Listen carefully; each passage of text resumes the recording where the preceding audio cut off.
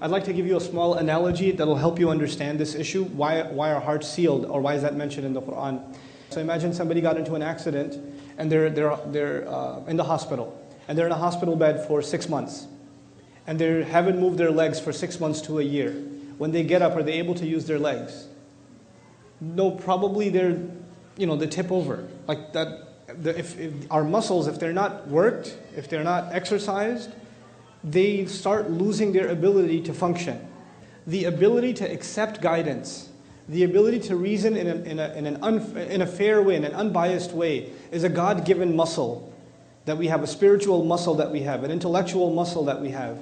And people at the time of the Prophet ﷺ were invited to exercise that muscle. And they refused to. They refused to exercise the ability to take in and seriously consider truth when it came to them. And you continue to deny that capability you have inside you, the exercise.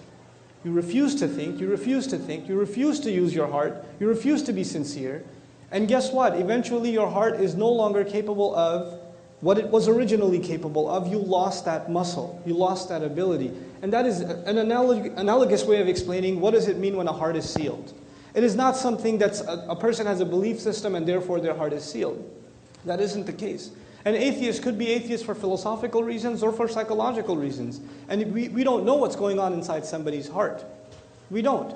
As a matter of fact, on this issue, whose heart is sealed and whose is not sealed, my favorite example in the Quran is that of the worst character probably mentioned in the Quran, Fir'aun.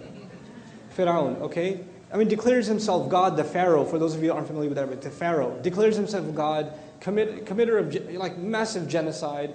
And yet when Moses is sent to him, alayhi salam, to speak to him, he's supposed to not judge what's in his heart. And he's told, قُلْ هَلْ لَكَ إِلَىٰ أَن تَزَكَّى. Is there anything left in you? You might want to cleanse yourself. Maybe you want to become a good person now. Maybe even you can change. Killer of babies. Even you can change. I mean, you would think, if you think of heartless, you think of a murderer, and the murderer of children? I mean, it's beyond imagination. And yet his heart is not condemned yet. Even he's given the opportunity.